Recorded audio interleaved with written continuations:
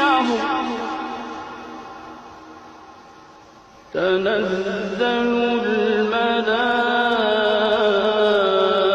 الملائكة والروح فيها بإذن ربهم من كل أمر سلام هي حتى مطلع الفجر